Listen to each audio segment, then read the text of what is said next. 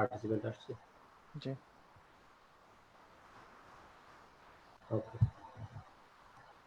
আসসালামু আলাইকুম। ডাক্তার মোহাম্মদ আহাদ হোসেন। আজকে সবাইকে এক্সিসের এই লাইভ ক্লাসে সবাইকে স্বাগত জানাচ্ছি। আজকে খুব গুরুত্বপূর্ণ একটি টপিক আমাকে এক্সিস থেকে রিকোয়েস্ট করা হয়েছে। তো বিষয়টা নিয়ে বেশ কিছুদিন যাবতই ভাবছিলাম যে আসলে এই বিষয়টা নিয়ে কিছু বলা দরকার বা আসলে আমাদের কিছু করণীয় আছে কিনা।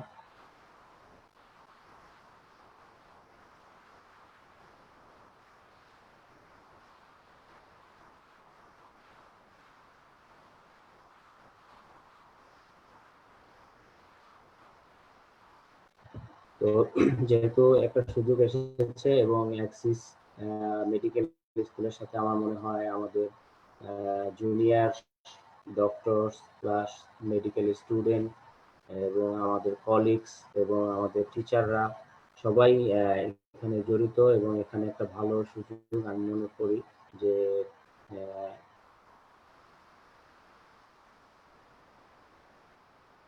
এখানে এই বিষয়ে কথা বলার জন্য। যে আজকের যে টপিকসটা হচ্ছে যে আসলে আমরা প্রফেশনালি আমাদের সেফটিটা কিভাবে আমরা দিতে পারি। এটা মানে আমার কাছে মনে হয়েছে যে দীর্ঘ সময় ধরে আমাদের অনেক চিকিৎসক শাহাদাত বরণ করেছেন এবং তারা হচ্ছে এই সময়টাতে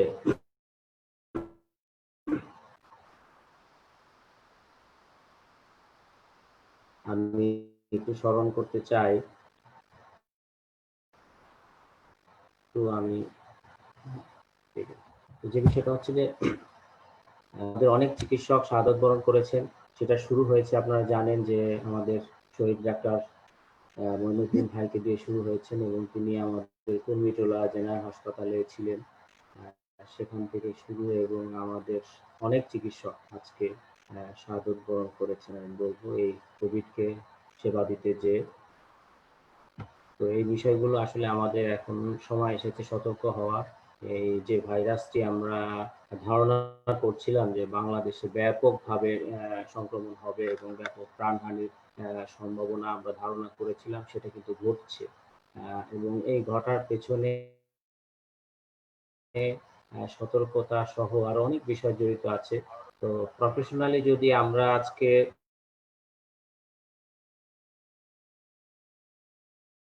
এই জায়গাটাতে সার্ভিস দিতে না পারি বা ক্ষতিগ্রস্ত হবে, এই বিষয়টা চিন্তা করেই আজকে আমি মানে এই টপিকসটা আসলে এই বিষয়টা নিয়ে কথা বলা দরকার।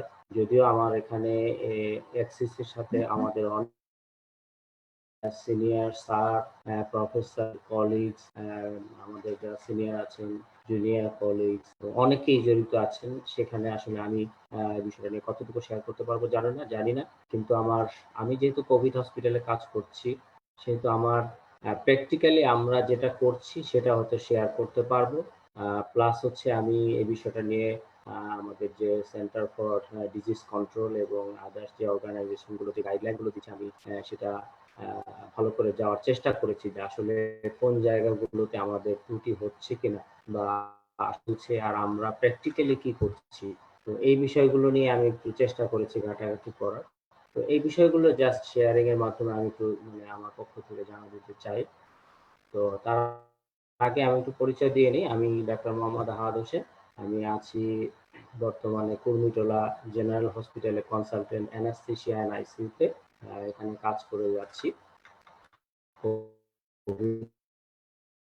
পেশেন্টে আমরা আপনারা জানেন যে প্রথম বাংলাদেশ সরকার ঘোষিত কোভিড ডেডিকেটেড হসপিটালগুলোর মধ্যে একটি। তো এখানে আমি হচ্ছি MD anaesthesia pain and intensive care মেডিসিনের উপরে শেষ করেছি বঙ্গবন্ধু শেখ মুজিব মেডিকেল ইউনিভার্সিটি থেকে।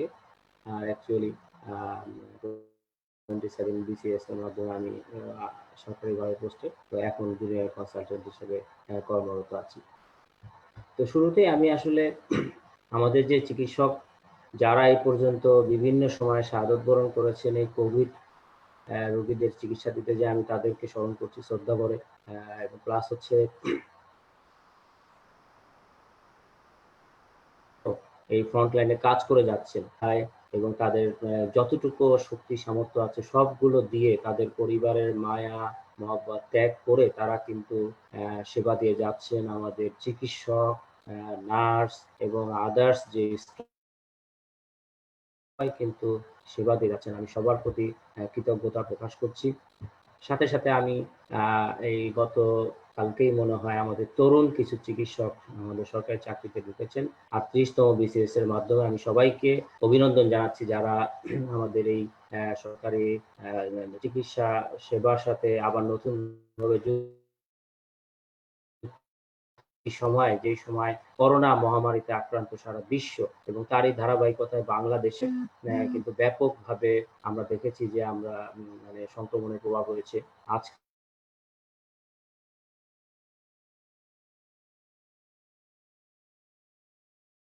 ক্ষেত্রে তাদের নিয়োগটা অবশ্যই যেমন একটা আনন্দের আবার যেমন ত্যাগ স্বীকারের একটি সময় আমি মনে করি। নতুন যারা চিকিৎসক জয়েন করছেন তারা অবশ্যই একটা বড় ত্যাগ স্বীকারের সময়ে তারা জয়েন করছেন। আমি তাদের সবাইকে অভিনন্দন জানাচ্ছি। তো আমার এই টপিকসটাতে আসার আগে আমি কিছু কথা সাধারণভাবে বলে নিতে চাই। কথাই মিডিয়াতে বিভিন্ন সময় আসে যে আমরা আসলে চিকিৎসা সার্ভিস দিচ্ছি, আমাদের অনেক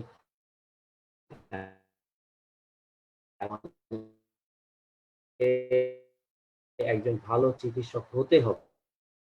আজকে দেখেন যে ঘুরছে আমাদের চিকিৎসকের বাবা, চিকিৎসকের মা, আমরা ভালো সার্ভিস পাচ্ছি না, সেখান থেকে কমপ্লেইন আসছে।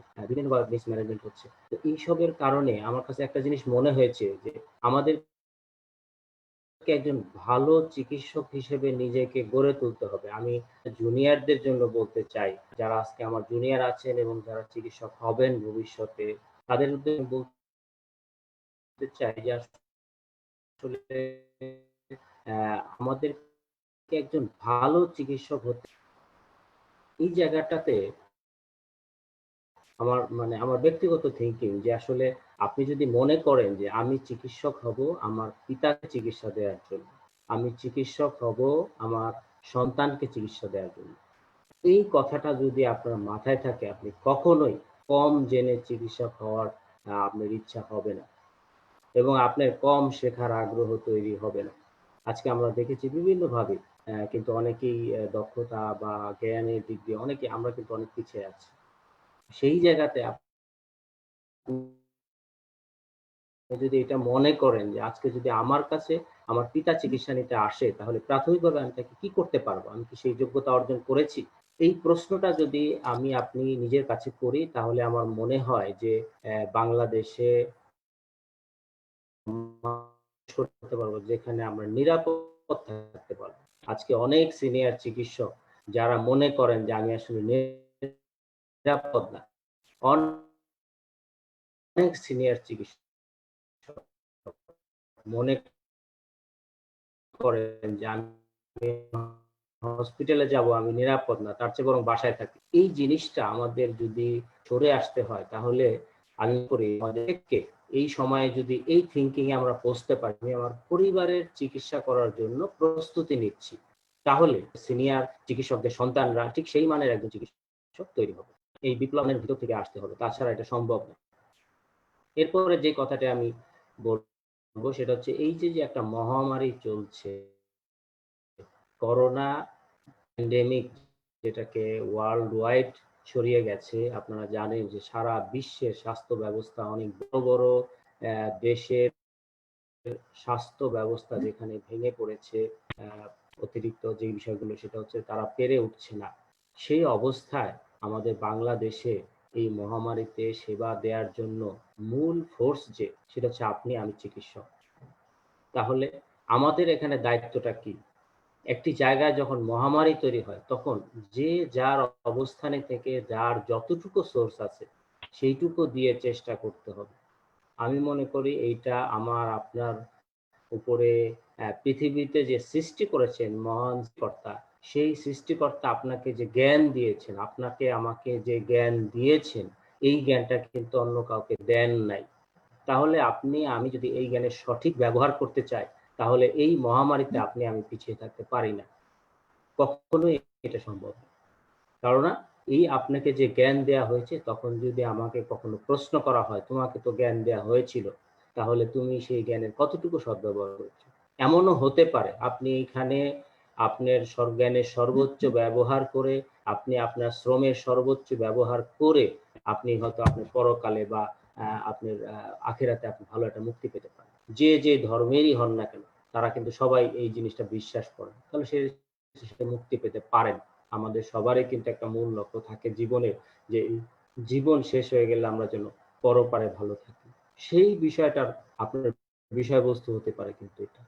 তো সুতরাং এই মহামারীতে আমি মনে করি সকল চিকিৎসককে তাদের সর্বোচ্চ শক্তি, তাদের জ্ঞানের বিকাশ এর মাধ্যমে চেষ্টা করে যেতে হবে।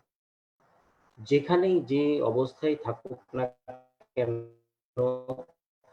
আ আমাদের বিরুদ্ধে যত কথাই থাকুক না কেন, এখন সেটা হিসাব করার সময় না। আমি মনে করি সেই হিসাব অবশ্যই একদিন বুঝবে। এই হতভাগা জাতি হয়তো একদিন আপনাকে আমাকে মূল্যায়ন করবে। সেই সময়টাই এখন। কিন্তু আপনি সেই মূল্যায়নের জন্য আমাদেরকে শুরু থেকেই করে যাচ্ছেন এবং তারা এই ত্যাগ শিক্ষাটাকে কন্টিনিউ রাখবে। তো তারই ধারাবাহিকতায় আমি আজকের এই টপিকসে চলে আসবো যে আসলে আমাদের চিকিৎসকরা শুরু থেকেই কিন্তু আক্রান্ত হচ্ছেন এবং আমরা আমাদের মাঝ থেকে অনেক সিনিয়র চিকিৎসক, অনেক স্যারদেরকে আমরা হারিয়েছি। অনেকে এখনো এফেক্টেড আছেন। কেউ বাসায় চিকিৎসা নিচ্ছেন, কেউ হসপিটালে। এই বিষয়গুলো আমাদেরকে অনেক ভাবিয়ে তোলে, আমাদেরকে অনেক হৃদয়কে ব্যথিত করে। অনেক চিকিৎসকের বাবা, চিকিৎসকের পরিবারের সদস্যরা আক্রান্ত হলে আমরা যখন আইসিইউতে বেড দিতে পারি না, তখন আমরা খুবই বিমর্ষ হয়ে যাই। একজন আইসিইউ চিকিৎসককে যখন আমরা যাই ওয়ার্ডে, তখন আমাদের মনে হয় যে একজন চিকিৎসক যিনি সিনিয়র, তিনি আমার পিতার সমতুল্য। তো তখন আমরা তাকে কিন্তু সেই আশাটা দিতে পারি না। সুন্দর মতো একটু কথা বলা ছাড়া আমাদের কাছে আর কিছু নাই। আমাদের এই ভরসাটুকুও কিন্তু হারানো যাবে না। আজকে শেষ আমাদের একটা সুন্দর কথাও তাদের জীবনের জন্য একটা পরিবর্তনের বা জীবনের জন্য একটা স্মৃতি হয়ে থাকতে পারে। আমরা জানি না কাউকে আমরা বাঁচাতে পারবো কিনা, কিন্তু আমাদের চেষ্টার যেন ত্রুটি কোনদিনই না থাকে। এই কথাটি আমি আজকের এই টপিকসটা শুরু করতে চাই। আজকের যে টপিক ছিল সেটা হচ্ছে প্রফেশনালি আমাদের সেফটি। তো প্রফেশনাল সেফটির আগে আমাদেরকে এর চিত্রটা একটু জেনে নিতে হবে। প্রফেশনালি আমরা কতদূর এফেক্টেড হয়েছি। আপনারা জানেন ১ম দিকে আমি যদি বলি যে ১ম দিকে চিকিৎসকদের আক্রান্তের হারটা কেমন ছিল? ১ম দিকে যদি আমি চিন্তা করি, ১ম দিকে কিন্তু আমরা চিকিৎসকরা এতটা আমলে নেই নাই। ভাইরাসটা আসছে আমরা মনে করেছি যে আসলে চিকিৎসকরা মানে তারা অনিয়ন্ত্রিত প্র্যাকটিস করেছেন। অনেকেই প্র্যাকটিস বন্ধ করেন নাই। তারা তাদের মতো করে প্র্যাকটিস করেছেন। প্র্যাকটিস বন্ধ করেন নাই। কিন্তু পরবর্তীতে দেখা গেছে তাদের ভিতর থেকেই কিন্তু আক্রান্ত হয়েছে। আমরা ঢাকা শহরেও দেখেছি, ঢাকা শহরে অনেক চিকিৎসকই প্র্যাকটিস বন্ধ করেন নাই। ইভেন পেরিফেরিতে তো অনেক চিকিৎসক এই বিষয়ে কোনো চিন্তাই করেন না যে প্র্যাকটিসটা বন্ধ করতে হবে বা না করতে হবে। তাদের হয়তো রোগীর চাপ বেশি, অপারেশনের চাপ বেশি। সবকিছু মিলেই দেখা গেছে যে তারা চেম্বার প্র্যাকটিস বন্ধ করেন নাই। তো এটা কিন্তু আক্রান্তের জন্য ১ম দিকে একটু বড় ভূমিকা রেখেছে। এটা আমার কাছে মনে হয়েছে যে ১ম দিকে অনিয়ন্ত্রিত প্র্যাকটিস করেছি। এটার কারণে পরবর্তীতে আমরা চিকিৎসকরা যখন চেম্বার প্র্যাকটিস বন্ধ করে দিয়েছে, তখন যেটা হয়েছে আমরা সেফটি মেজারটা সঠিকভাবে আমার মনে হচ্ছে যে আমরা নিচ্ছি না। যেই কারণে কিন্তু আমরা চিকিৎসকরা আক্রান্ত হচ্ছি। তো এখন প্রশ্ন হচ্ছে যে সেফটি মেজার নিয়েও আমরা কতটুকু করতে পারবো? এই প্রশ্নটার উত্তর আসলে কারোই জানা নেই।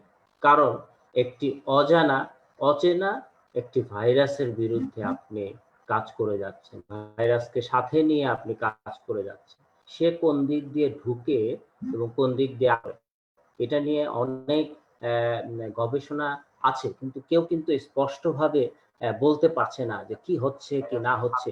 এগুলো কিন্তু অনেক ক্ষেত্রেই কিন্তু কেউ বলতে পারছে না। আমরা একটা ধোঁয়াশার মধ্যে কাজ করছি। তার পরেও আমরা কাজ করে যাচ্ছি। তো সেটা যাই হোক, আমাদের দেখলাম যে সেফটির দিক থেকে আমরা যদি সর্বোচ্চ অবস্থানে থাকি, তারপরেও যদি আমরা আক্রান্ত হই, তাহলে আমরা বলতে পারবো যে চোখের দেখা যে সেফটি ছিল সেটা আমি নিয়েছি, কিন্তু আমার সৃষ্টিকর্তা চেয়েছে যে আমি আর রক্ষা করতে পারলাম না। সে কোনো একদিক দিয়ে আমাকে ভাইরাসটা আক্রমণ করে বসেছে।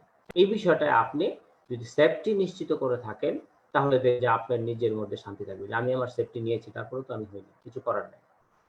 এই জন্য আমি বলবো যে সেফটি একটা বড় ইস্যু, যেটা কিন্তু আমরা পরবর্তী দিকে আলোচনা করছি না। এটার অনেক দিক আছে।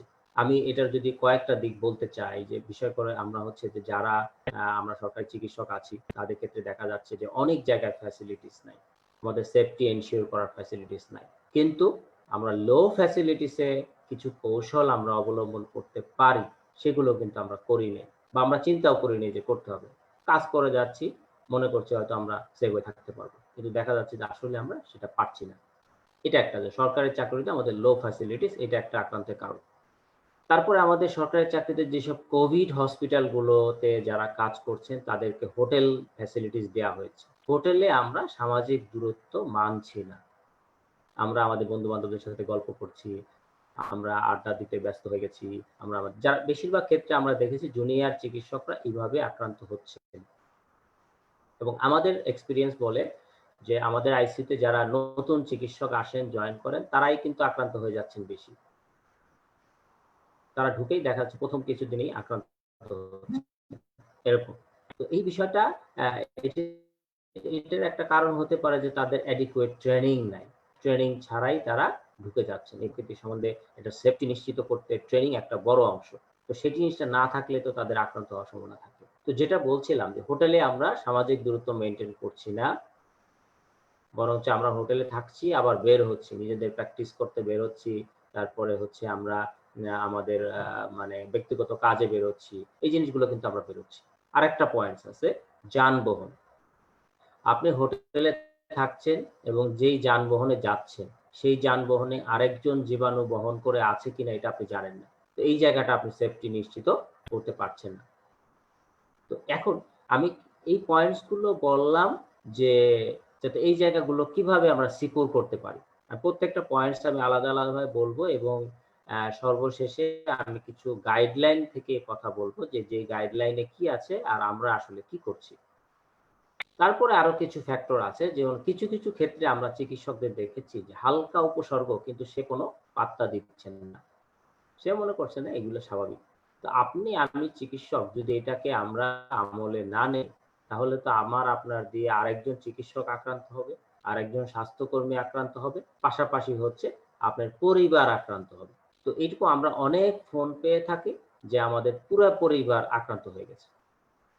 তো এই যে আক্রান্ত হওয়ার পরে যে একটা প্যানিক তৈরি হয়, মানসিকভাবে যে শক্তিটা হারায় ফেলেন, সেই শক্তিতে অনেকেই ধরে রাখতে পারেন না, আবার অনেকেই পারেন। তো এই যে অনেকেই পারছেন, ফাঁকে ২-১ জন আবার হারিয়ে যাচ্ছে।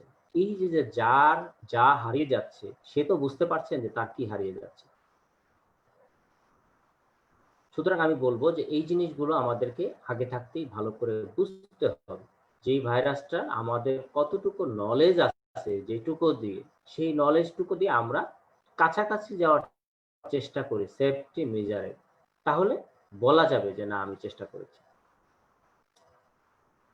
তো এইটা একটা ব্যাপার। তো আমরা দেখেছি যে এই কতগুলো ফ্যাক্টরের কারণে চিকিৎসকরা কিন্তু আক্রান্ত হচ্ছেন।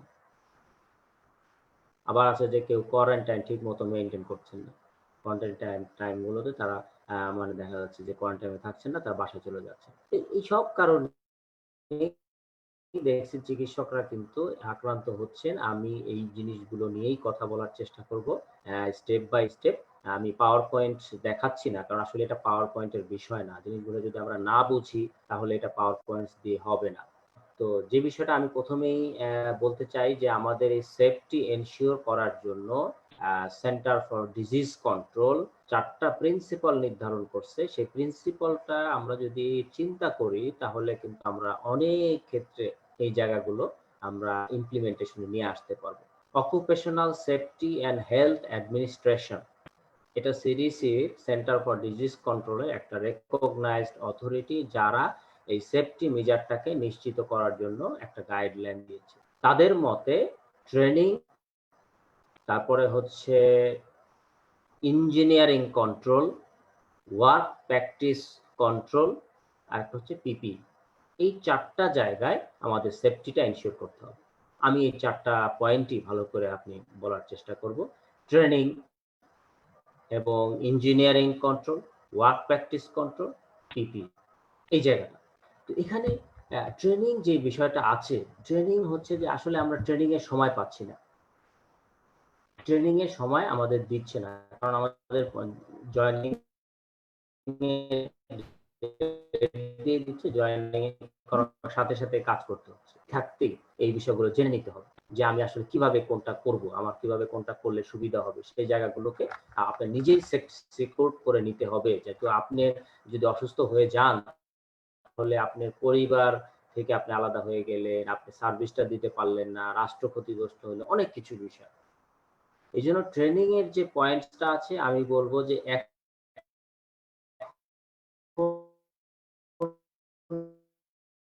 সেই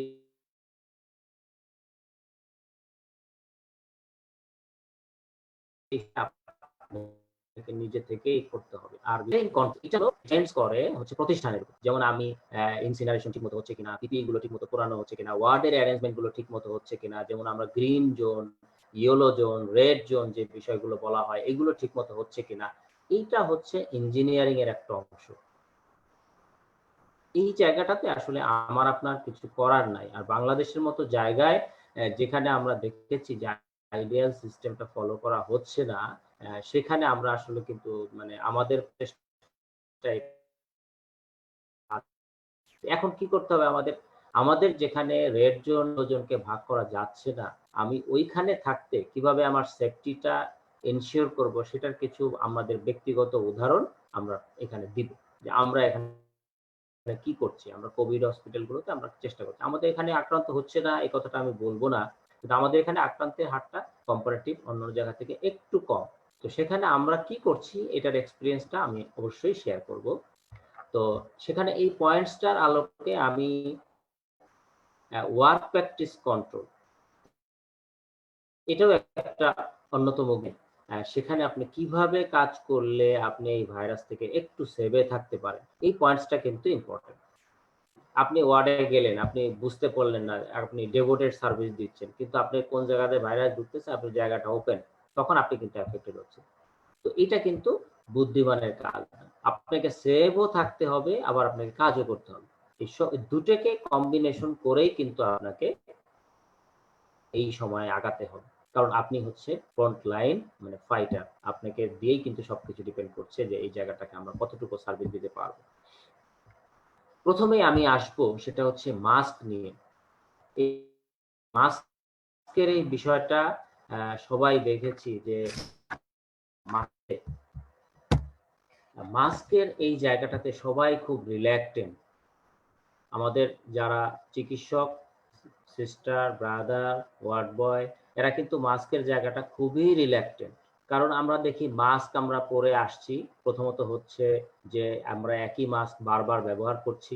সেই বারবার ব্যবহার করার নিয়মটা আমরা ফলো করছি কিনা সেটা ঠিক না। আবার হচ্ছে যে মাস্কটা ঠিকমতো ফিট হচ্ছে কিনা সেটাও খেয়াল করছি না। তারপরে হচ্ছে যে মাস্কটা যে আমরা পরছি, মাস্কটা আবার খুলতেছি। মাছটা খুলে খাচ্ছি, পানি খাচ্ছি, চা খাচ্ছি। আমার তো একটু নাস্তা করতে হয়, নাস্তা খাচ্ছি, দুপুরের খাবার খেতে হয়। একসাথে ২৪ ঘন্টা ডিউটি করি, আমাকে খাবার খেতে হবে। এভাবে খাচ্ছি, গল্প করছি, আবার মাস্কও পরছি। মাস্কের ক্ষেত্রে যেটা আমি স্ট্রংলি বলতে চাই যে একবার যেটা পড়েছেন, বাসা থেকে পড়ে বের হয়েছেন, মাস্কের জন্য একটা ফিট টেস্ট আছে। সেই ফিট টেস্ট আপনাকে করতে হবে। এই ফিট টেস্ট করার পরে মানলেন, সেটা বাসায় আসার আগ পর্যন্ত আর খোলা যাবে না। এই কথাটা আমার কাছে একটু অনেকেই মনে করতে পারেন অবাস্তব। তাহলে আমি কিভাবে কি করব?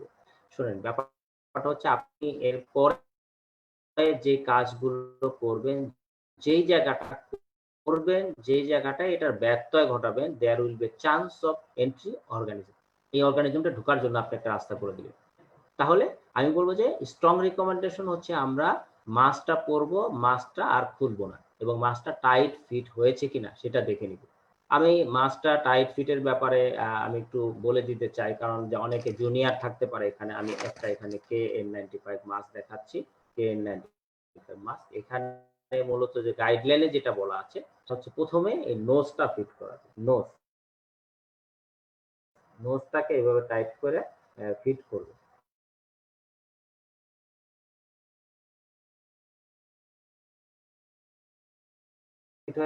ফিট করতে হবে, ফিট হবে। তারপর আপনি নিচের যে অংশটা গলার এখানে দিবেন। আর উপরের অংশটা আপনি এভাবে রাখবেন।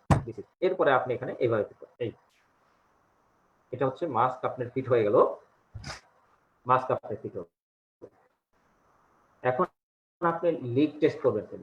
বলা আছে গাইডলাইনে যেটা বলছে, যখন আপনি শ্বাস নিবেন তখন এখানে একটা ট্যাপ হবে, সুইচ হবে। কিন্তু অ্যাকচুয়ালি কিন্তু দেখা যায় যে আসলে হয় না অতটা। এখানে যদি আপনি একটু করতে পারেন, এই গগলস দিয়ে দিতে পারেন, তাহলে এটা আরেকটু ফিল হবে। আর লিক বা কলাপস হয়ে এবং যখন আপনি ছেড়ে দিবেন তখন বাতাসটা এদিক দিয়ে বের হবে। এদিক দিয়ে কিছুটা লিক হতে পারে। এটা কিন্তু বলা আছে যে আপনি বাতাসটা কিন্তু এই সাইড দিয়ে লিক হতে পারে। এটা কিন্তু লিক টেস্টের মধ্যে একটা অংশ। এটা মানে হচ্ছে যে আপনি মানে হচ্ছেন, কিন্তু নোজটা এখানে বলা আছে এটাকে মানে ফিটটা হতে হবে টাইট। এই জায়গাটাতে যেন না হয়। এদিক দিয়ে কিছু বের হতে পারে। এ কথা বলছি যে এখান দিয়ে বের হবে। এখানে হাত দিলে আপনি টের পাবেন যে গরম কিছু বের হচ্ছে। এটা লিক টেস্টের ভিতরে পড়ে। কিন্তু মেইনলি আপনার নোজটাকে ফিট করতে বলছি বেশি, এই জায়গাটা। আপনি যখন খুলবেন তখন নিচের অংশটা আস্তে করে খুলবেন এবং উপরের অংশটাও পরে আপনি আস্তে করে খুলে খুলে শেষ। তো এইভাবে আপনি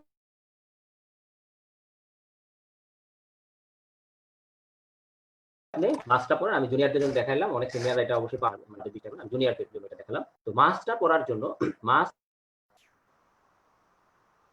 কোনটা কোনখানে ইউজ করবেন। আপনি যদি কোভিড হসপিটালে কাজ করেন বা কোভিড এরিয়ার মধ্যে প্রবেশ করেন, অবশ্যই ইউজ করা যাবে না। আপনাকে N95 মাস্ক ইউজ করতে হবে, রিইউজ করা যাবে না। আর আপনি যদি স্বাভাবিক রোগী দেখেন, সেখানে আপনি KN95 মাস্ক ইউজ করতে পারেন, অথবা আপনি যদি চান রিইউজের কথা আসলে কোথাওই অ্যাভেলেবল না।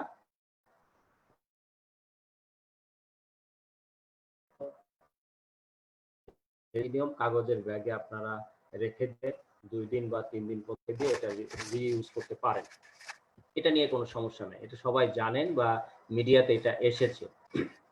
মাস্কটা ফিট হচ্ছে কিনা এটা খুবই গুরুত্বপূর্ণ একটা বিষয়। মাস্কটা ফিট হওয়াটা আপনার জরুরি। আর রিস্কি এরিয়ায় গেলে এটা না করাই ভালো। এখন প্রশ্ন হচ্ছে মাস্ক পরার পরে বারবার এখানে হাত দেয়া, মুখে হাত নেয়া, হাত চুলকানো বা এটা ১ম দিকে মাস্ক পরার পরে কিছুদিন হতে পারে।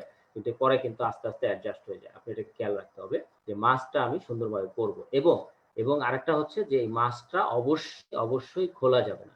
এখন প্রশ্ন হচ্ছে ভাই আমি তো অজু করবো একটু। অনেক স্যাররাই নামাজ পড়ার জন্য। কিন্তু আমার কাছে মনে হচ্ছে নামাজ পড়ার তো নির্দেশনা আছে। আপনি অজু করতে হবে, অজুর জন্য আপনি তায়াম্মুম করেন। তায়াম্মুম করে আপনি অজু করেন। আপনি বসে চেয়ারে বসে নামাজ পড়েন।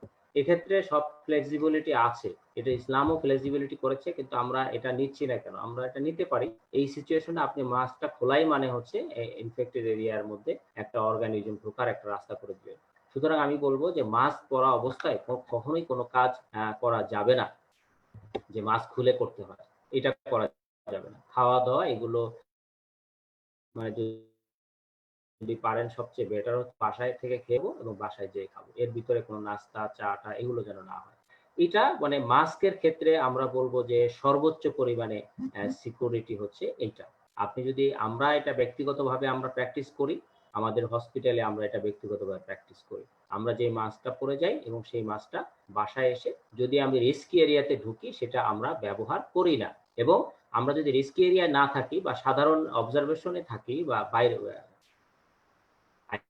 আইসিইউ যেই মূল পেশেন্ট এরিয়া সেখান থেকে যখন বাইরে থাকি তখন আমরা ওই ইউজ করি। তো এই জায়গাটা আমার মনে হয় সিকিউর করতে পারলে আমি ভাইরাস ঢোকার ক্ষেত্রে আমি একটা ইম্পর্টেন্সি পাবো, যে এই ভাইরাস ঢোকার একটা রাস্তা বন্ধ করতে পারবো। তাহলে আমি মাস্ক পরার নিয়মটা বলার চেষ্টা করলাম আপনাদের ক্ষেত্রে। আর এরপরে যে বিষয়গুলো একটু নিয়ে আসতো সেটা হচ্ছে যে আমাদের একটা ইনফেক্টিভ এজেন্ট ঢোকার একটা রাস্তা। আপনি যে গাড়িতে করে যাচ্ছেন সেই গাড়িতে হচ্ছে আরেকজন অর্গানিজম রেখে গেছে, আপনি সেখানে যায় বসলেন। সেই গাড়িটা তো বারবার স্প্রে হচ্ছে না, একই গাড়ি বিভিন্ন হোটেলে যাচ্ছে অথবা এক হোটেলের জন্য ২-৩ বার ট্রিপ দিচ্ছে, আপনাকে নিয়ে যাচ্ছে আবার আরেকজনকে নিয়ে আসছে, অথবা আপনি বাহিরের কোনো ট্রান্সপোর্ট ব্যবহার করছেন, সেই জায়গাগুলো সিকিউর করার আমরা কিন্তু চেষ্টা করি না। এই জায়গাগুলো আমাদের একটু সতর্কতার সাথে খেয়াল রাখতে হবে। সেক্ষেত্রে আমি যেটা বলতে চাই যে প্রথমে আপনারা স্প্রে সাথে রাখুন। আমরা যেটা করি সবাই কিন্তু একটা স্প্রে সাথে রাখে। আমি স্প্রেটা দেখাই দিচ্ছি। স্প্রেটা হবে এরকম। This is the spray. এখানে স্প্রে থাকবে, এটার মধ্যে অ্যালকোহল আছে।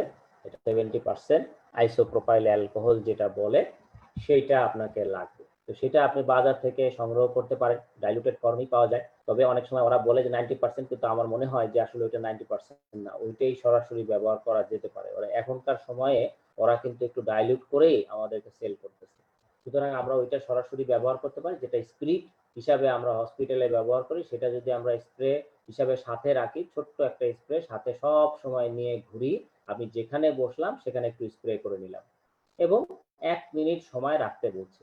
স্ট্যান্ডার্ড গাইডলাইন বলে যদি আপনি একটা স্প্রে করেন অবশ্যই ১ থেকে ২ মিনিট সময় ওই জায়গাটাতে স্প্রেটা রাখতে হবে ভাইরাসটা কিল হওয়ার জন্য।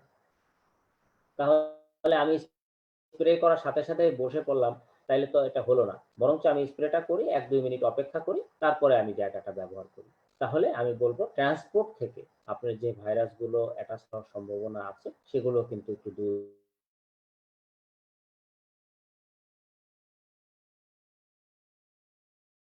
ট্রান্সপোর্টটা কি? যে আমি একটা আলাদা পয়েন্টস এর ক্ষেত্রে আমি আবার বলব যে কি হইছে।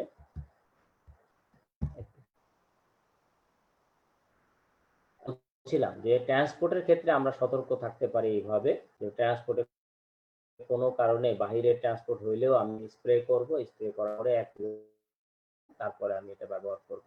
আর হচ্ছে এরপরে যে পয়েন্টসটা আসছি, এরপরে হচ্ছে পিপিই পরা। পিপিই পরা এবং বিশেষ করে মানে কোভিড হসপিটালে যারা কাজ করছেন, জেনারেল ওয়ার্ডে কাজ করছেন, আইসিইউতে কাজ করছেন, এই জায়গাটা আমরা যেটা করি সেটা হচ্ছে যে আমরা পিপিই পরি ঠিকই, কিন্তু সিকোয়েন্সটা আসলে মেইনটেইন হয় না। এটা আমাদের সিকোয়েন্সিয়ালি মেইনটেইন হয় না। আমরা সেই সিকোয়েন্সটা একটু দেখতে চাই। পিপি আসলে আমরা কিভাবে করব? পিপিটা হলো প্রথমে কিন্তু আমরা মাস্কটা পরবো, মাস্কটা ফিট করা, মাস্ক তো আমাদের পরাই আছে। এখন এখানে একটা ব্যাপার আমি একটু বলে নেই যে আপনি যদি এটা চিন্তা করেন যে আমি সাধারণ মাস্ক পরে হচ্ছে বাইরে থাকবো ওয়ার্ডে বা সেফ জোনে থাকবো, আবার যখন ভিতরে ঢুকবো তখন মাস্কটা চেঞ্জ করে ঢুকবো। এইটার চেয়ে আমার মনে হয় যেটা বেশি দরকারি হবে যে আপনি যেই দিন ওয়ার্ডে ঢুকবেন বা ঢোকার প্ল্যানিং থাকবে সেদিন আপনি এমন একটা মাস্ক পরে বের হন যেটা হচ্ছে N95 মাস্ক। তো এখন এই N95 মাস্ক পরে আপনি এটা ভিতরে ঢুকবেন। সেক্ষেত্রে আপনি বাসা থেকেই এটা ব্যবহার করে তারপরে আপনি বের হন এবং হসপিটালে থাকেন। হসপিটালে যাইয়া বের হয়ে তারপরে আবার সেটাকে ডিসকার্ড করে তারপরে বের হন। যেই দিন আপনি ঢুকবেন না ভিতরে সেদিন আপনি এই বিষয়টা আপনি করতে পারেন, রিল্যাক্সেশন করতে পারেন। স্বাভাবিক মাস্ক N95 মাস্ক পরলেন বা অন্য মাস্ক পরলেন, সেটা রিউজ করলেন, সেটা করা যায়। যেই দিন আপনি ঢুকবেন সেটার প্ল্যানিং আপনাকে আগে থেকেই নির্ধারণ করতে হবে যে আমি এই দিন ঢুকবো। তো ঢোকার আগে আপনাকে অবশ্যই সেটা খেয়াল রাখতে হবে মাস্কের পরে আপনি গগলস ফিট করবেন। গগলস এর ক্ষেত্রে যে বিষয়টা আমি এখানে একটু বলে রাখি, মানে আমরা সাধারণত কি করি, একটা গগলস পরি, তারপরে পিপিই পরি, তারপরে কিন্তু আমরা একটা শিল্ড দেই, ফেস শিল্ড। তো সেটা হচ্ছে যে সিডিসির গাইডলাইন অনুযায়ী যে হচ্ছে যে আপনি যদি গগলস পরেন তাহলে আপনার শিল্ড লাগবে না, কিন্তু আমরা কিন্তু ডাবল প্রোটেকশন নিচ্ছি। দেখেন এই জায়গাটা আমরা ডাবল প্রোটেকশন নিচ্ছি, কিন্তু আমার কাছে মনে হচ্ছে যে আমি যেসব জায়গায় এর আগে কথা বললাম সেই জায়গাটাতে আমাদের দুর্বলতা থেকে যাচ্ছে। সুতরাং কোনো জায়গায় আমি দেখছি আমরা বেশি প্রোটেকশন নিচ্ছি, আবার কোনো জায়গায় যেখানে নেয়া দরকার সেখানে এই পয়েন্টসটা যদি সবাই খেয়াল করেন আমার মনে হয় জিনিসটা একটু ভালো হবে, যে আমরা পিপিটা পরব হচ্ছে মাস্ক এবং গগলস পরার পরে। পিপিটা যখন এই জায়গাটাতে আপনার ফিক্সড হয়ে থাকবে, মাস্ক এবং গগলসের উপর দিয়ে এই জায়গাটা পুরো এই পর্যন্ত আপনি ফিট হয়ে থাকবে। মাস্কের উপরে এইখানে আপনি এখানে ফিট হয়ে থাকবে। তো তখন আপনি দেখবেন যে আপনার পিপিটা যখন ফিট হবে এবং মাস্কটা ফিট হবে, তখন কিন্তু আপনার চোখের এই জায়গাতে যে ফগিংটা সেটা হবে না। Anti fog test, anti fog glass বলছে, যদি অ্যান্টি ফগ আমরা ইউজ করি সেক্ষেত্রেও কিন্তু ভালো হবে। যে অ্যান্টি ফগ ইউজ করার ক্ষেত্রে অ্যান্টি ফগ একটা বলছে যে অ্যান্টি ফগ গ্লাস যদি ইউজ করা যায় তাহলে এক্সট্রা জিনিসগুলো অ্যান্টি ফগ গ্লাস বা অ্যান্টি ফগ হচ্ছে শিল্ড যদি আমরা ব্যবহার করি, সেটা এক্সট্রা প্রায়োরিটি হিসাবে তাদেরকে দিতে হবে।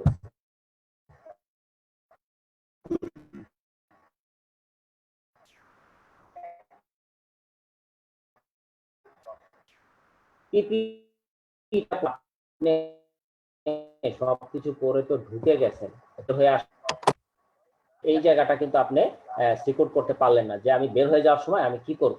এই জায়গাটা যদি আপনি সিকিউর করতে না পারেন, তাহলে কিন্তু আপনি আবার সে বের হয়ে যাওয়ার সময় ইনফেকশন হয়ে গেলেন।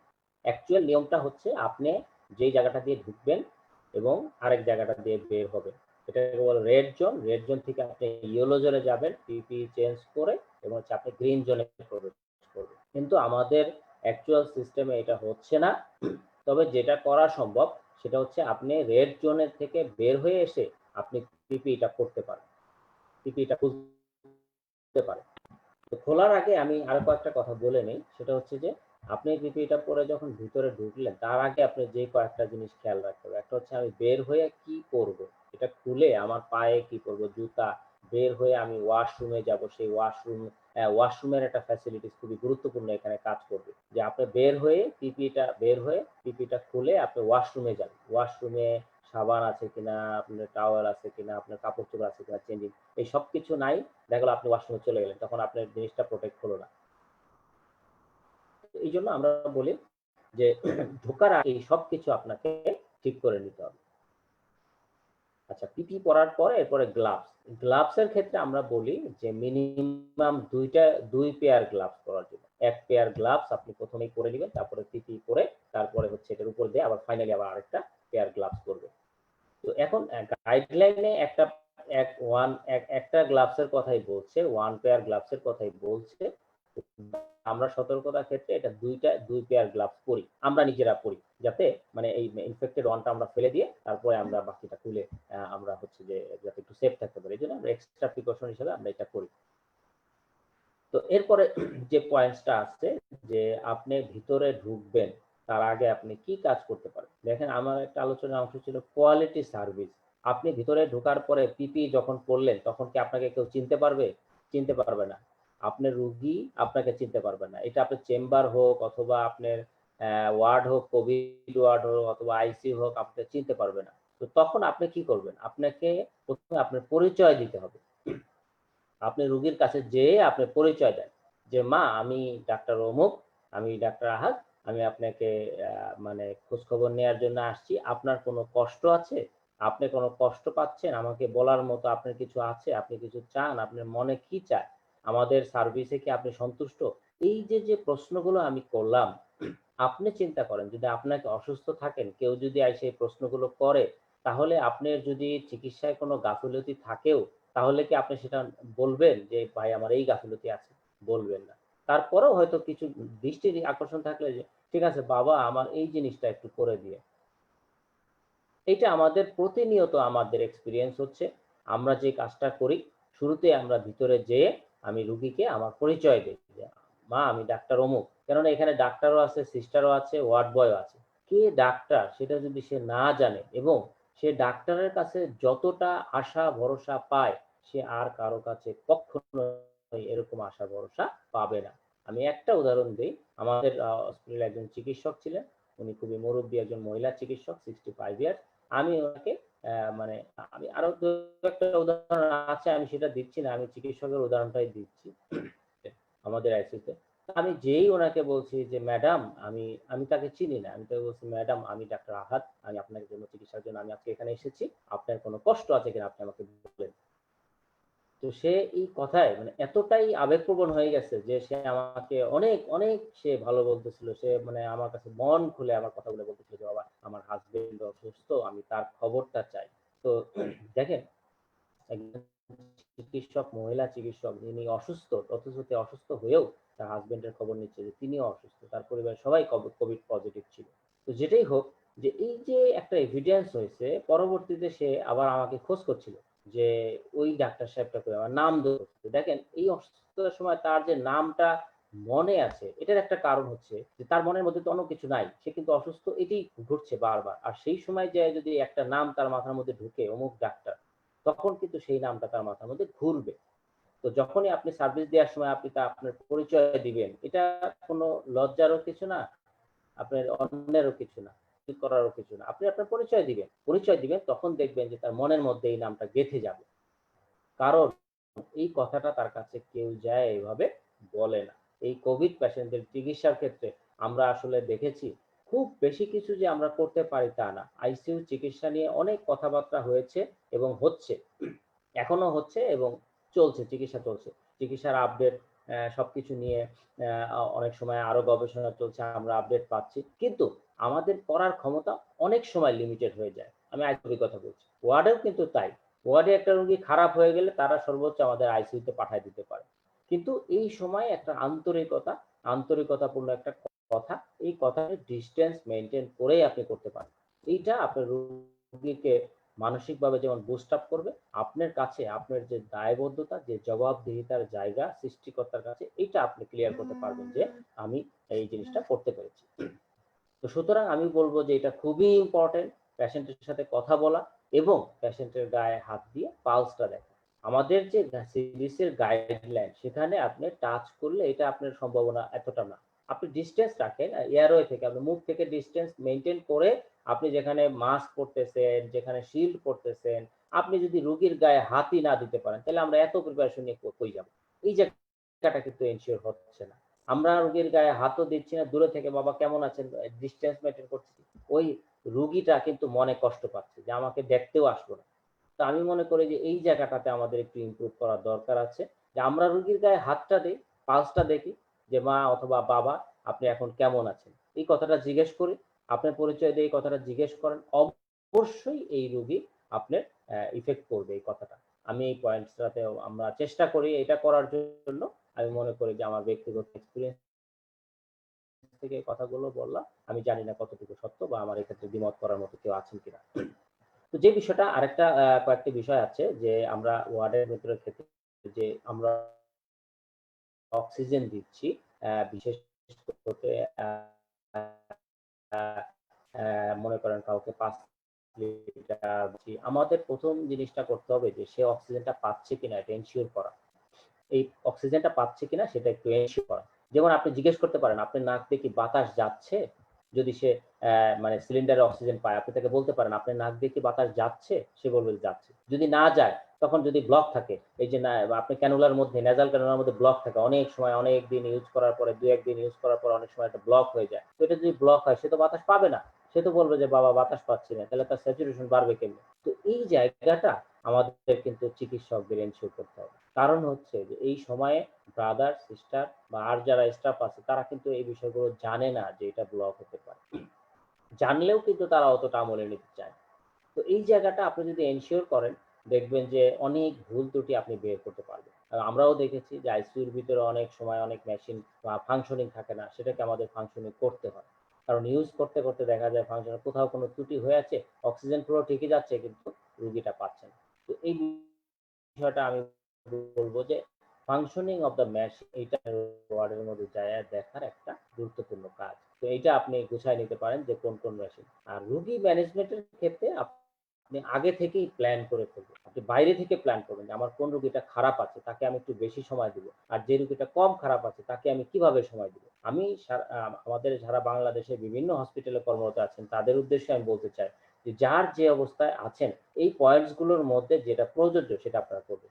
মেশিনগুলো কার কি অবস্থা, অক্সিজেন পাচ্ছে কিনা এনশিওর করা, একটু খোঁজ খবর নেওয়া। আপনি আগেই ওয়ার্ডে ঢোকার আগেই প্ল্যান করে ফেলবেন যে আমার এই রুগীটার ভিতরে বেশি সময় দিতে হবে, এই রুগীটা আমাকে কম সময় দিতে হবে, এই রুগীটার আমার এই পরীক্ষা দিতে হবে। এই সবকিছু আপনি দেখেন। দেখে আপনি ফাইনালি সিদ্ধান্ত নিয়ে তারপরে ঢোকেন। তারপরে হয়তো কিছু এলোমেলো হবে, সেটা কিন্তু আপনি ভিতরে যেয়ে করতেই পারবেন। এইজন্য বলব যে appropriate প্ল্যানিং আপনার লাগবে। অ্যা বিফোর এন্ট্রি, ওয়ার্ডের ভিতরে এন্ট্রি করার জন্য আপনি যদি না করেন তাহলে ওখানে যেয়ে একটা হয়ে যাবে। দেখা গেল যে আইসিইউর ক্ষেত্রে দেখা গেল একটা রোগীর ইনটিউবেশন লাগবে, আপনি সেটা আগে থেকে জানতেন না। তখন ওটা রেডি করো, রোগীর কাছে যাও, সবকিছু নিয়ে দেখা যায় রোগীটাও খারাপ, আপনি তাড়াহুড়া করতে যায় দেখা যাবে আপনার সেফটি মেজারটা ভেঙে যাবে। এই জায়গাটাতে কিন্তু আমরা দেখেছি যে প্র্যাকটিক্যালি কিছু ডাক্তার আক্রান্ত হয়ে গেছে এই জায়গাটা। সুতরাং আপনাকে অনেক হিসাব করে এই জায়গাটাতে আগাতে হবে যে আমি যেন প্রিপারেশন নিয়েই আমি আগাতে পারি। আমার রোগী খারাপ, ইনটিউবেশন লাগতে পারে, সবকিছু রেডি আছে কিনা, ইনটিউবেশনের কোথায় কি আছে সব আপনি নখদর্পণে নিয়ে তারপরে ঢুকেন এবং কিভাবে ইনটিউবেশন করবেন সেই প্ল্যানটা নিয়ে আপনি ঢুকেন। আচ্ছা, যারা ওয়ার্ডে কাজ করেন তাহলে দেখা গেল হঠাৎ করে একটা রোগী খারাপ হয়ে গেছে, তখন তাকে কি করবেন সেই প্ল্যানটা আপনি আগে থাকতেই আপনাকে নির্ধারণ করে নিতে হবে। এটা যদি আপনি করেন তাহলে আমার মনে হয় যে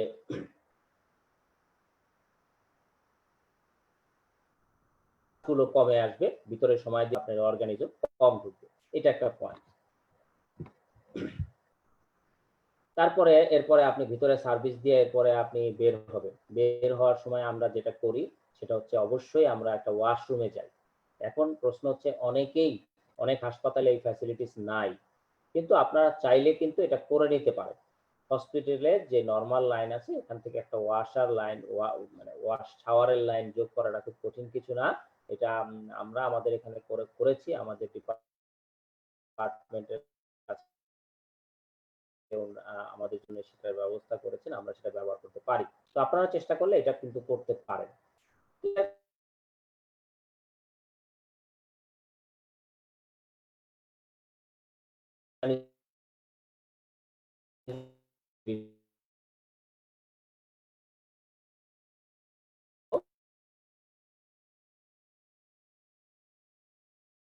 থাকলো। তো এই জায়গাটা আমার মনে হয় এনশিওর করার জন্য আপনাকে ওয়াশরুমে সব ফ্যাসিলিটিস আগে থাকতেই ঠিক করতে হবে। পরে যেয়ে কিন্তু আপনি এটা এলোমেলো করে ফেলবেন। এই জায়গাটা আমাদের মানে অনেক মাস্ক খোলার একটা ব্যাপার রয়ে গেছে। সেই বিষয়টা আমি একটু দৃষ্টি আকর্ষণ করব। আপনি পিপিই যখন খুলে ফেললেন, আপনি শিল্ড খুলে আপনি তখন ওয়াশিং জোনে চলে আসলেন। ওয়াশিং জোনে এসে আমরা বলছি এবং গাইডলাইন যেটা বলে মাস্কটা খুলতে হবে হচ্ছে ওই রেড জোনের পরে এসে। রেড জোনের পরে এসে মাস্ক খুলতে বলছে। রেড জোনে বলছে অবশ্যই একটা দরজা থাকবে যেটা একটা আপনার পুশিং দরজা যেটা খুললে ধাক্কা দিলে খুলে এবং এরপরে বন্ধ হয়ে যায়। এরকম দরজা থাকলে আপনি সেটা ব্যবহার করবেন এবং দরজাটা ওই জোন থেকে বের হয়ে এসে আপনি মাস্কটা খুলবেন। প্রশ্ন হচ্ছে মাস্কের যে এক্সপোজ অংশটা তো বাইরে থাকলো সেটা ইনফেকশন ছড়ায় যাওয়ার সম্ভাবনা থাকে। সেক্ষেত্রে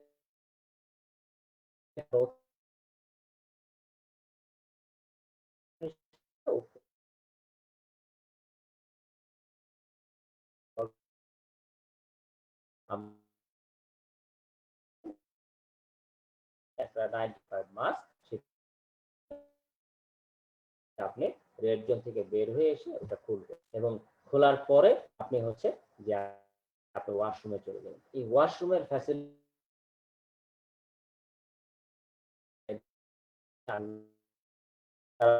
যদি এটা করে নিতে পারেন যেকোনো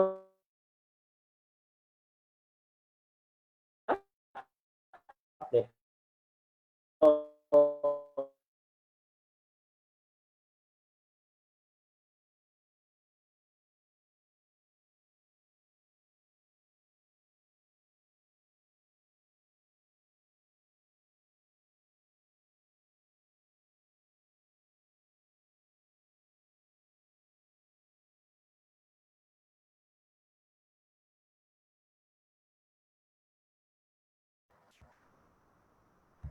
হ্যাঁ,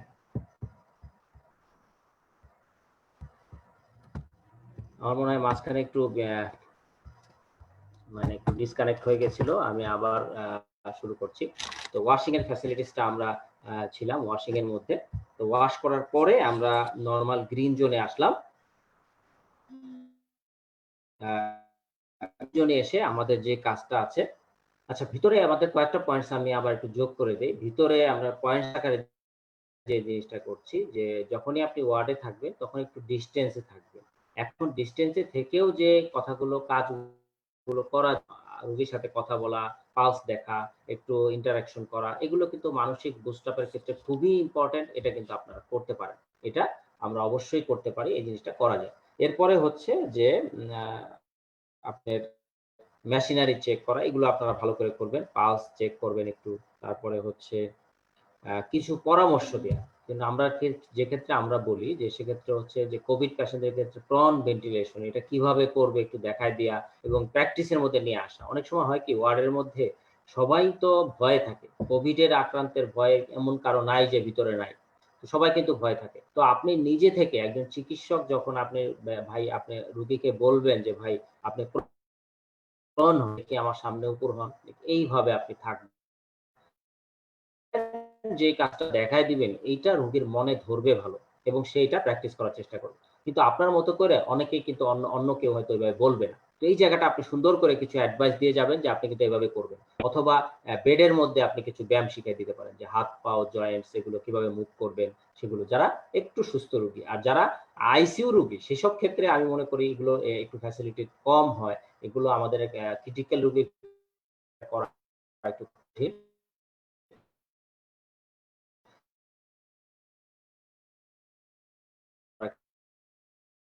কিন্তু এটা করতে পারে।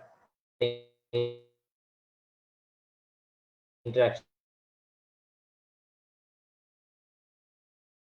প্র্যাকটিস করতে পারেন এবং অ্যাডভাইস তাকে দিয়ে দিবেন যে এই অ্যাডভাইস গুলো আমি আচ্ছা খাবো, আমি ওটা খাবো অথবা আমাকে আমার এই লোককে একটু খবর দিয়ে দেন। এগুলো আপনি খুব আমলের সাথে নিবেন।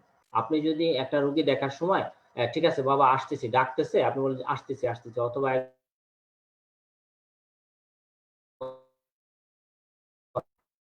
তখন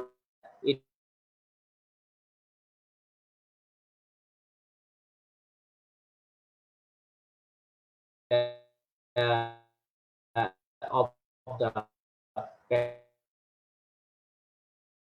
প্যাশন্টস মাইন্ড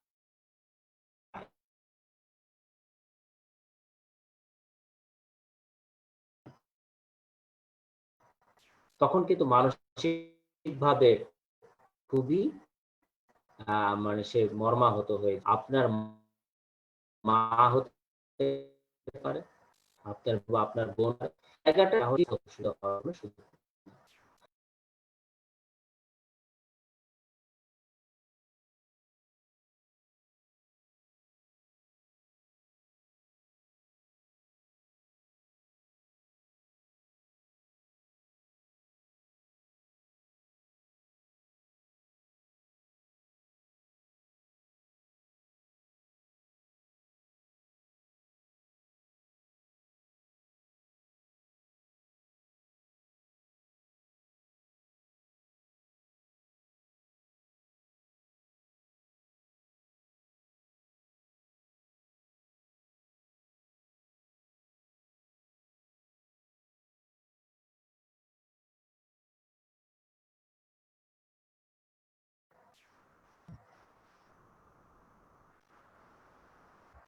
ওকে। আমার মনে হয় শোনা যাচ্ছে এখন।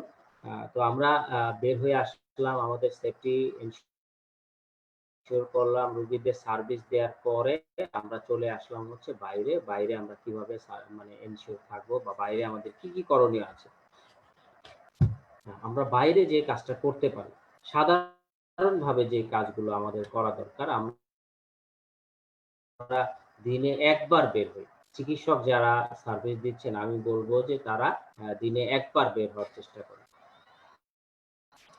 একবার যদি আপনি বের হন তাইলে আপনি অনেক ক্ষেত্রে আপনি জীবাণু থেকে বেঁচে থাকতে পারবেন। যারা জেনারেল প্র্যাকটিস করেন আমি তাদের উদ্দেশ্যে এই মানে আমার অবজারভেশন গুলো আমি বলছি। প্রথমত হচ্ছে যে পেশেন্টকে কোভিড সাসপেক্টেড হিসেবে চিহ্নিত করবেন। আপনার প্রত্যেকটা পেশেন্ট আপনি মনে করবেন যে সে হয় আক্রান্ত অথবা আক্রান্তের জীবাণু বহন করছে। তাহলে আপনি এটা থেকে বেঁচে থাকার জন্য কিন্তু আপনি মানে সতর্ক থাকতে পারেন। এখন প্রশ্ন হচ্ছে যে আপনি তখন তো তাইলে আপনাকে N95 মাস্ক ব্যবহার করতে হবে। মাস্কের ক্ষেত্রে বেশ কিছু কোয়ালিটি আছে, N95, রেসপিরেটর, অনেক কিছু আছে। অনেকগুলো কোয়ালিটি আছে। এগুলো নিয়ে আমি আলোচনা করতে চাই না। অনেক কিছু রয়ে গেছে। সেটা নিয়ে আমি আর এখন কথা বলছি না। সেটা হচ্ছে আমরা একটা N95 মাস্ক ব্যবহার করব রোগী দেখার ক্ষেত্রে। চেহারা যতক্ষণ অবশ্যই হচ্ছে যে সেফটি মেজার মেইনটেইন করতে হবে। পেশেন্টের সাথে দূরত্ব রেখে আরেকটা করতে পারেন যে রোগীদের একটু কন্ট্রোল। যারা বেশি রোগী দেখেন, তারা এত রোগী না দেখে দৈনিক একটু অ্যাপয়েন্টমেন্ট সিস্টেম করে যে আমি আগে ৩০ টা রোগী দেখতাম, আমি এখন ১০ টা রোগী দেখব। এভাবে করে যদি আপনার মনে হয় রোগীর লোড কমে, আপনি একবার N95 মাস্ক পরবেন। আমি মাস্কের ব্যাপারে আগেই বলেছি, যা বলেছি সেগুলো আপনি মেইনটেইন করবেন। শুরু থেকে একবার যে মাস্ক পরে বেরোইছেন সেটা আর খুলবেন না। কখনোই বাসার আগে সেটা খুলবেন না। আরেকটা হচ্ছে প্রত্যেকটা পেশেন্ট দেখার সময় আপনি গ্লাভস ব্যবহার করতে পারেন, ইন্ডিভিজুয়াল গ্লাভস। প্রত্যেকটা পেশেন্ট দেখার সময় আপনি ইন্ডিভিজুয়াল গ্লাভস ব্যবহার করতে পারেন। সেই গ্লাভসটা সাথে ডিসকার্ড করে এবং আপনি ২-৩ টা পেশেন্ট দেখার পরে আপনি হাত ধুয়ে ফেলেন। আমরা কিন্তু আসলে অনেক কিছুই জানি। চিকিৎসকরা আমরা অনেক কিছুই জানি কিন্তু আমরা কিন্তু আমলে নিতে পারি না। এটা আমাদের সমস্যা। আমরা হয়তো এটা মনে করতেছি যে চিকিৎসকদের আবার রোগ হয় নাকি? এটা সাধারণ মানুষের কথা। কিন্তু আপনি তো জানি যে আপনার ভাইরাস তো আপনাকে চিনবে না যে আপনি চিকিৎসক না সেরকম কিছু। তো এইটা আমরা কিন্তু আমলে নিচ্ছি না দেখে কিন্তু আজকে পেরিফেরিতে ব্যাপকভাবে কিন্তু ইনফেকশন ছড়িয়ে পড়েছে ডাক্তারদের মাঝে। আমরা ফ্রিকুয়েন্ট হচ্ছে হ্যান্ড ওয়াশিং করব অথবা অ্যালকোহল স্যানিটাইজার। অ্যালকোহল স্যানিটাইজার এর ব্যাপারে অ্যাকর্ডিং টু সিডিসি গাইডলাইন ওরা বলছে 70% আইসোপ্রোপাইল অ্যালকোহল। 70% আইসোপ্রোপাইল অ্যালকোহল এই জিনিসটা আমরা কিন্তু এনশিওর করতে পারি না অনেক জায়গায়।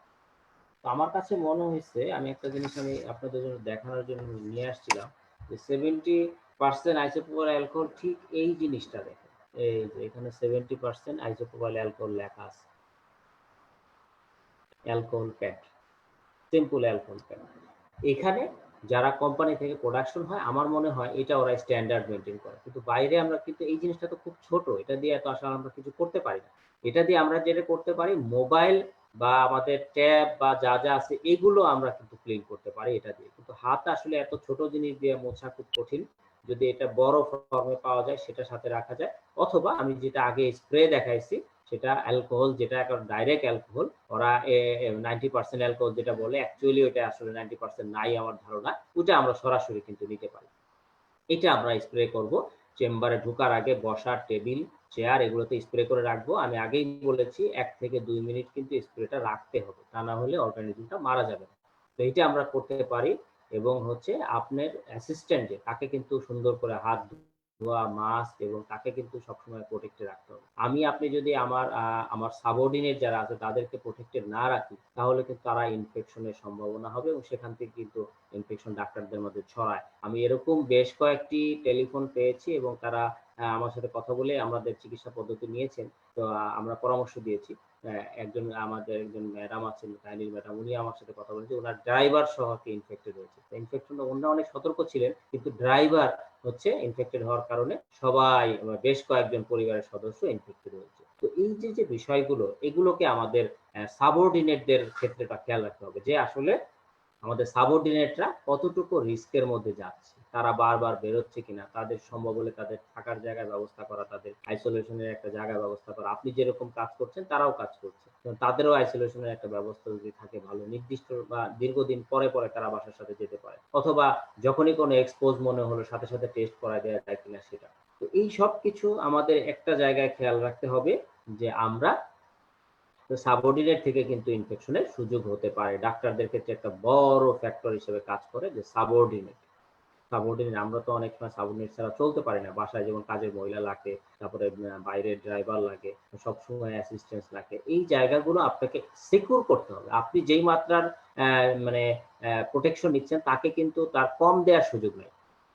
কারণ আপনি তো তাকে দিয়ে এফেক্টেড হয়ে গেলে তো ক্ষতি তো আপনার ক্ষতি বেশি। কারণ আপনার জন্য কিন্তু পুরা জাতি ক্ষতিগ্রস্ত হচ্ছে। তার জন্য আপনি ক্ষতিগ্রস্ত হচ্ছেন কিন্তু আপনার জন্য পুরা জাতি কিন্তু ক্ষতিগ্রস্ত হচ্ছে। সুতরাং তাকে এই মুহূর্তে অ্যাডিকুয়েট প্রোটেকশন তাকে দিয়ে নিতে হবে। সুতরাং এই জায়গাটা আমার মনে হয় সিকিউর করা দরকার চিকিৎসকদের। এই জায়গাটা অনেক দুর্বল পয়েন্ট।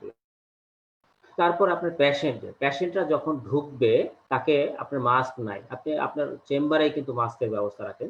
সিম্পল সার্জিক্যাল মাস্ক এইটা পরে ভিতরে ঢুকে। এইটা আপনারা করতে পারেন। কারণ হচ্ছে যে কোনো পেশেন্ট হয়তো সচেতন নাও থাকতে পারে। আপনি তাকে মাস্ক পরান এবং হাতটা ধোয়াইয়া তারপরে চেম্বারে ঢুকান। তাহলে আপনি অনেকটা সেফ থাকলেন। আপনার জায়গাটা কনুই পর্যন্ত হাত ধোয়ার ব্যবস্থা যদি থাকে, তাহলে সে যে জায়গাটা স্পর্শ করছে, সে জায়গাটা অন্তত সেফ থাকতেছে। তাহলে এটা যারা বিজি প্র্যাকটিশনার বা যারা উপজেলা লেভেলে প্র্যাকটিস করেন, তাদের ক্ষেত্রে এটা খুবই গুরুত্বপূর্ণ যেন আপনার রোগী ঢোকার সাথে আগেই আপনার তাকে হাত ধুয়ে নিতে হবে এবং মাস্ক পরে ঢুকতে হবে। এবং এক্সট্রা মাস্ক আপনারা রাখতে পারেন যেন তাকে সাপ্লাই দেয়া যায়। যদি সে সতর্ক না হয় তাহলে মাস্ক নিয়ে আসবে না। সেক্ষেত্রে আপনি কিন্তু এটা করতে পারেন। সিটিং অ্যারেঞ্জমেন্ট, সে যেখানটাতে বসবে, আপনারা পাশে বসে রোগী দেখতেন আগে, সেখানে কিন্তু আপনাকে এখন সামনে ডানে বা বামে আপনি যেখানে জায়গা থাকে একটু ডিসটেন্স মিনিমাম ২ হাত বা ২.৫ হাত ডিসটেন্স মেইনটেইন করে আপনাকে পেশেন্ট দেখতে হবে। এই জায়গাটাতে কোনো ছাড় দেয়া যাবে না। স্টেথোস্কোপ যদি আপনি ইউজ করেন তো সেটাকে অ্যালকোহল প্যাড বা 70% আইসোপ্রোপাইল অ্যালকোহল দিয়ে আপনি একটু স্যানিটাইজ করে নেন প্রত্যেকটা পেশেন্ট করার পরে। আমার কথা হচ্ছে যে আপনি যত সন্দেহ করবেন যে আমার এই জায়গাটা একটা অর্গানিজম আসতে পারে, সন্দেহ থেকে আপনার সতর্কতা তৈরি হবে। সন্দেহ থেকে প্যানিক না। আমি মনে করি যে সাধারণ মানুষ সন্দেহ থেকে প্যানিকে পড়ে, কিন্তু আমরা চিকিৎসকরা সন্দেহ থেকে কিন্তু আমাদের সতর্কতা তৈরি হতে পারে। আমি এটাই বলব যে আমরা যতই সন্দেহ করব তত আমাদের সতর্কতা তৈরি হবে। তো এই জায়গাটা আপনারা মানে এনশিওর করতে পারেন এবং রেগুলার বেসিসে আপনি ক্লিন করা। যে আপনার চেম্বারটা রেগুলার বেসিসে ক্লিন হয়েছে কিনা আপনি এনশিওর করে তারপরে চেম্বারে আসেন। আর যারা অপারেশন করছেন তারা অপারেশনের রোগীকে অবশ্যই তারা বেসলাইন ইনভেস্টিগেশন করিয়ে নিবেন যাতে আমরা দেখতে পারি যে যদি ইমার্জেন্সি অপারেশন না হয় তারা যেন অবশ্যই কোভিড টেস্ট করিয়ে নেয় বা আদার্স যে টেস্টগুলো আছে আমরা জানি যে সিবিসি, চেস্ট এক্স-রে, মানে আপনার সিআরপি, এই জায়গাগুলো যে মানে চেঞ্জ হতে পারে সেগুলো যদি না থাকে বা আর্লি অবস্থায় কিন্তু আসলে এগুলো পাওয়াও যায় না অনেক সময়। এজন্য কোভিড টেস্ট করা নেওয়াটা জরুরি। যারা রুটিন অপারেশন মানে রুটিন অপারেশনটা মানে ইমার্জেন্সি না। রুটিন অপারেশনের ক্ষেত্রে এটা করে নেওয়াটা জরুরি।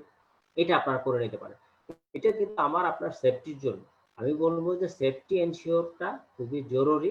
এই কারণে কিন্তু আমার মনে হয় যে এটা করে নিতে বললে আমার মনে হয় অনেক রোগী কিন্তু যেহেতু এটা ইমার্জেন্সি না, সেহেতু তারা করায় নিয়ে আসবে এবং আপনি অপারেশন করতে পারেন। কোন সমস্যা নাই। তো এই জায়গাটা আমরা বিশেষ করে যারা জেনারেল প্র্যাকটিস করি তারা কিন্তু এই জিনিসগুলো ভালো করে খেয়াল করতে পারি এবং ট্রান্সপোর্টের বিষয়ে আমি আগেই বলেছি যারা ট্রান্সপোর্ট ব্যবহার করেন আপনাকে খেয়াল রাখতে হবে আমি যেখানে বসতেছি সেই জায়গাটা ইনফেক্টেড হতে পারে। তো এই সবকিছু মিলে আপনাকে খেয়াল রাখতে হবে যে আমি এই জায়গাগুলো থেকে সিকিউরড আছি কিনা। যদি সিকিউরড থাকতে পারেন তাহলে কিন্তু আপনি একটা ভালো জায়গায় পৌঁছতে পারেন। মানে আমার সিকিউরিটি লেভেলে আপনি ভালো করতে পারেন। আমি আরো কয়েকটা পয়েন্টস এ আমি যোগ করব পিপি রিলেটেড যে অ্যাকর্ডিং টু দা গাইডলাইন হচ্ছে আপনার যে জিনিসটা বলা আছে মানে গাইডলাইনে বলা হচ্ছে যদি আমরা ইনভেসিভ প্রসিডিউর করতে যাই তাহলে পিপি এর উপরে কিন্তু প্লাস্টিক আরেকটা গাউন আছে সেটা আপনাকে পড়তে হবে। যদি আমরা ইনভেসিভ প্রসিডিউরে যাই পিপি এর উপরেও গাউন পড়তে হবে যেমন সাকশন দেয়া, সিভিলাইন করা, তারপরে ইনটিউবেশন করা এগুলোর সময় কিন্তু অতিরিক্ত গাউন আপনাকে পড়তে হবে। এবং সেক্ষেত্রে গগলস অথবা শিল্ড দুইটার একটা ওরা মাস্ট গাইডলাইনে বলছে মাস্ট দুইটার একটা করতে হবে যদি আমরা ইনভেসিভ প্রসিডিউরে যাই। তো সেক্ষেত্রে আমার মনে হয় আমরা সিকিউর থাকি যারা আইসিইউ তে কাজ করেন তারা হচ্ছে মানে শিল্ড গগলস দুইটাই পরেন। তো সেক্ষেত্রে আমার মনে হয় সমস্যা নাই। তবে একটা যারা জেনারেল পেশেন্ট দেখছেন তারা যদি মনে করে থাকেন যে আমার চোখে একটা নরমাল চশমা আছে এটা মনে হয় একটা প্রোটেকশন। স্পষ্টভাবে গাইডলাইন বলেছে যে চোখের চশমা কোনো ক্রমেই শিল্ড অথবা গগলস এর সাবস্টিটিউট হতে পারবে না। এই জায়গাটা আমি একটু মনে করায় দিলাম। জাস্ট আপনারা জানেন তারপরেও আমি মনে করায় দিলাম যে চোখের চশমা যেটা সেটা কোনো ক্রমেই কিন্তু এক্সট্রা প্রোটেকশন বা সাবস্টিটিউট হতে পারে না। এই জায়গাটা খেয়াল রাখতে হবে। ফেস শিল্ডটা বলা আছে যে ফেস শিল্ডটা আপনি ইউজ করবেন যখন রিস্কি এরিয়াতে। রিস্কি এরিয়াতে না গেলে কিন্তু আপনার এটা জরুরি না। তারপরেও আমরা সাধারণত দেখি যে সবাই এই জায়গাটা খুব সিকিউরড রাখেন। আমরা চিকিৎসকরা সবাই এই জায়গাটা সিকিউরড রাখেন। শুধু চিকিৎসক না অন্যরাও কিন্তু সিকিউরড রাখার চেষ্টা করেন। তাহলে আমরা যেটা আরেকটু দেখলাম যে রেসপিরেটরি প্রোটেকশন। রেসপিরেটরি প্রোটেকশন বলতে আমাদের ইনহেলেশন যেগুলো হয়, বিশেষ করে আমরা যখন ইনটিউবেশন করতে যাই অথবা পেশেন্ট যখন হাঁচি কাশি দেয় সেইসব জায়গা এই অ্যারোসল জেনারেটিং প্রসেস, যেমন আপনার হাই ফ্লো অক্সিজেন দিচ্ছেন, প্লাস আপনি নরমাল অক্সিজেন গুলো দিচ্ছেন, কিন্তু নেজাল ক্যানুলা, মুখে কোনো মাস্ক নাই, এই অবস্থায় কিন্তু আপনি ইনফেকশন ছড়ানোর একটা সম্ভাবনা আছে। সেক্ষেত্রে আপনাকে রোগীকে মাস্ক পরায় দেওয়ার জন্য বলছি। প্রত্যেক রোগীকে আপনার মাস্ক পরায় দিয়ে তারপরে আপনি ওয়ার্ডে রাউন্ড শুরু করতে পারেন।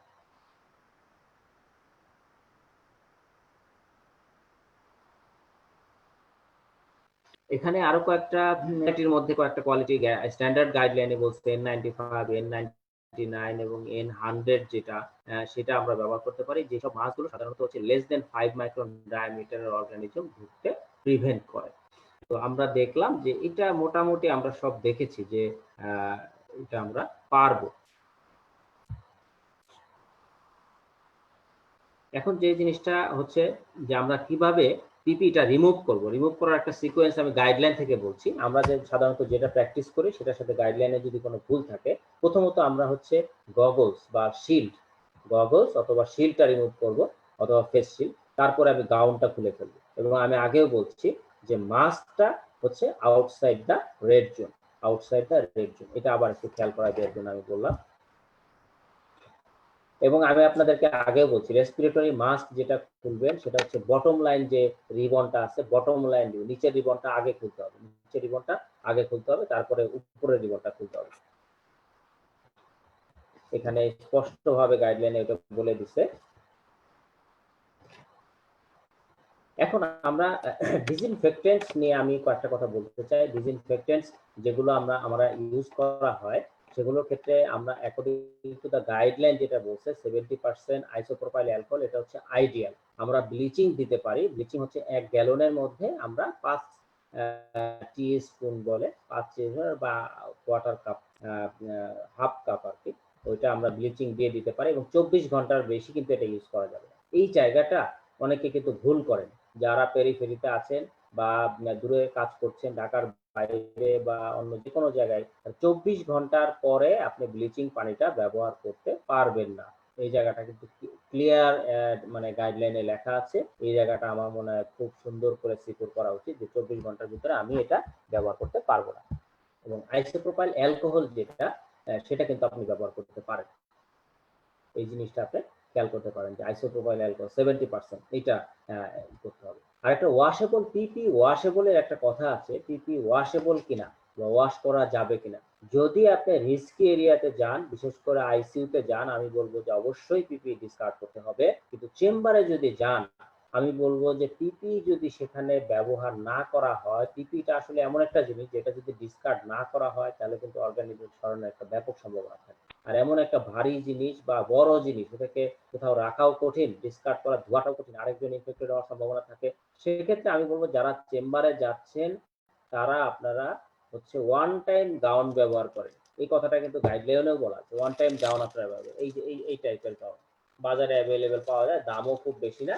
এই টাইপের গাউন আপনারা নিয়ে একদিনে ব্যবহার করবেন, ওটা বাসায় আসার আগে বাইরে খুলে ফেলে আসবেন, একবার ডিসকার্ড করে ফেলবেন, অথবা পুরাই দিলে আপনি এরপরে ওয়াশরুমে চলে যাবেন, কাপড় চোপড় ধুয়ে তারপরে আপনি, এটা সবাই জানে, এই জায়গাগুলো সবাই জানে যে এরপরে কি করতে হবে।